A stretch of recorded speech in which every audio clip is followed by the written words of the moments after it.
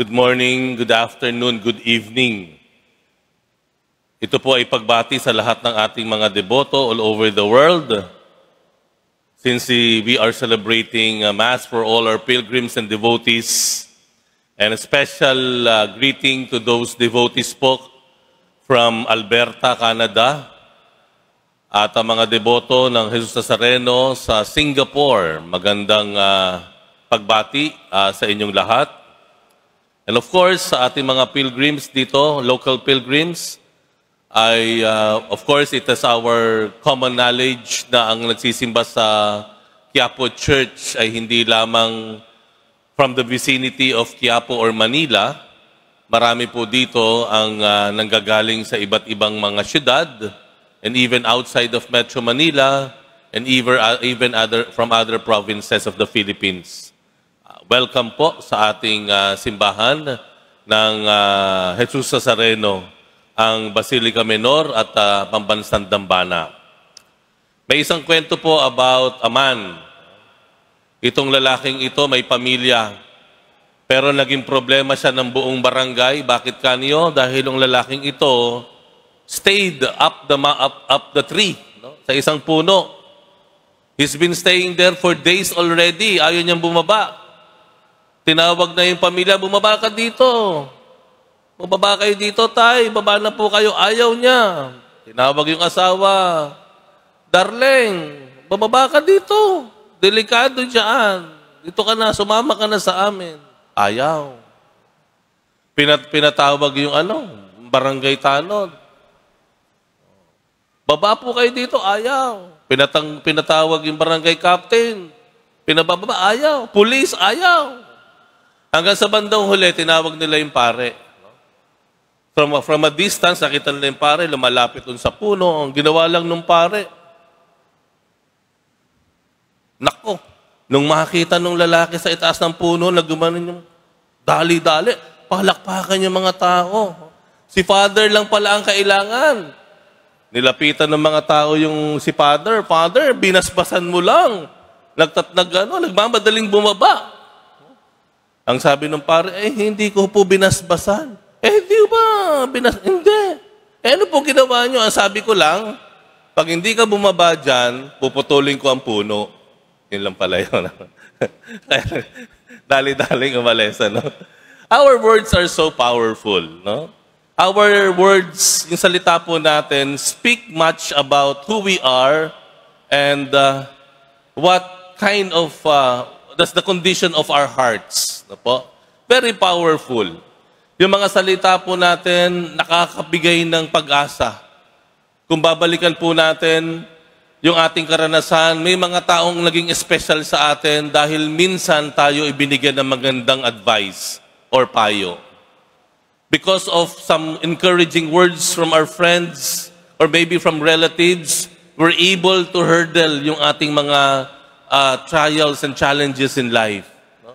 Maraming mga salita tayong natanggap from different people, from different persons in our lives that guided us in our lives and maybe put us where we are right now. Mga tao na nagbigay ng magandang encouragement, especially during the lowest times or points in our lives. Hindi po dyan na iiba si St. John Chrysostom. Si St. John Chrysostom ay isa pong naging obispo ng Constantinople. No? Magaling po talaga siyang magsalita. In fact, yung Chrysostom, hindi po niya apelido yon. Chrysostom means golden-mouthed. Ibig sabihin, magaling siyang magsalita. No? Kaya nabansagan siyang John Chrysostom. No? Magaling siya magsalita and he contributed much in our church. In fact, lagi siyang kinokorek niya yung mga mayayaman during his time in the year 300s. Ano? Kasi yung mayayaman during those time, walang pakialam sa mahihirap. So, ito ay kanyang pinupuna. Hindi nakaligtas pati mga pare. Yung mga pare, kanya rin sinasabihan. Ano po? And he would always preach about charity. Pagtulong, kawang-gawa. He would always preach about justice, about fairness. No? Pero alam niyo bakit naging ganon si John Chrysostom? Of course, aside from the grace of God, kung titingnan natin yung background niya, he had a beautiful heart. Naging maganda ang puso niya. What contributed to that beautiful heart? Yung kanyang pinagmulan. Namatay man yung tatay niya from a very early age, yung kanya namang nanay, madasalin. Relihiyosa ang kanyang ina. Kaya naging maganda ang paghuhubog ng kanyang puso. Aside from that, he was given a good education. Kaya while he was growing up, he had a beautiful heart. And therefore, when he grew up and became an adult, he was a very beautiful, a good, wonderful preacher and teacher. Ito po ang patunay dun sa sinasabi sa Ebanghelyo. From the fullness of hearts, of our heart, the mouth speaks. Kung anong lamang ng dibdib, siya ang bukang bibig. Kung ano ang laman ng dibdib, siyang bukang bibig.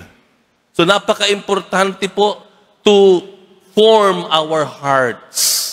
Dahil ang salita, kung ito ay encouraging, if our words can build lives, if our words can save lives and save people, our hearts also can destroy lives, can hurt people, can cause deep wounds to others.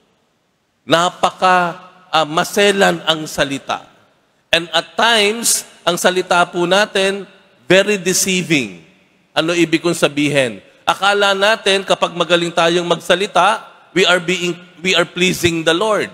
Akala natin, if we are able to memorize and recite many prayers and novenas, we are already fulfilling our duty to the Lord and to the church. Pero ano sabi ng Ebanghelyo at the latter part?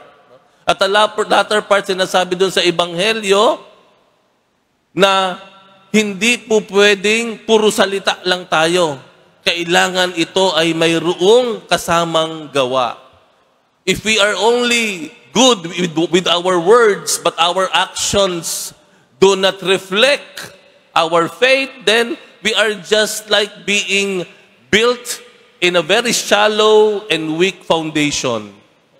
Madali tayong masisira, madali tayong matutumba. Kaya ano binibigyan ng diin today in the gospel? Yung ating salita.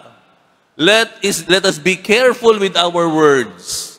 Let our words reflect what our hearts contain. And because of that, alagaan natin ang puso natin. Let us make sure that we are being formed in our hearts, in our conscience. Let us make it sure na kung ano yung pinapasok natin sa dibdib natin ay tama, totoo, at makatarungan. Dahil kung ano ang meron yan, kung ano ang laman ng dibdib, siyang bukang bibig. But again, the second point of our gospel and our reflection, let us not fool ourselves that only lip service is asked of us by God. Let us not fool ourselves na sa mga salitang mabubulaklak ay nabibigyan na natin ng kasiyahan at kaluguran ang Diyos. No. Hinihintay ng Diyos ang ating mga kilos o gawa. Kaya nga sabi, no, puro ka salita, wala ka namang gawa. That actually is born out of the Word of God. Hindi lang yung sabi-sabi ng nating mga Pilipino. Ito po ay nagmumula sa salita ng Diyos. Take care of our hearts, number 1. Number 2, let us make it sure that what we profess, we do it in action. We do it in our deeds. Isasagawa po natin ang ating pananampalataya. And that actually is a challenge nowadays. That is a challenge for every Filipino. That while we are criticizing people up there in the position, let us make it sure na yung kilos din natin ay makatarungan at hindi mapanamantala. While we criticize those abusive Halimbawa, kontratista, politicians, while this raised a lot of anger in us, pero siguraduhin naman natin, hindi lang puro tayo salita. Mismong yung tayo sa ating gawa, tayo ay patas. Patas tayong makitungo sa ating kapwa. Patas tayo sa ating mga negosyo. Patas tayo sa ating mga kasambahay. Hindi tayo nang-aabuso. Hindi tayo nanloloko. Hindi tayo nagnanakaw. Hindi tayo nagsisinungaling. Yun naman po iyon. Yun naman po ang hamon sa atin din naman. Okay? Let's take care of our hearts. Let us take care of our consciences. And number 2, let's make it sure that what we profess, the Lord will see it through our action in our lives.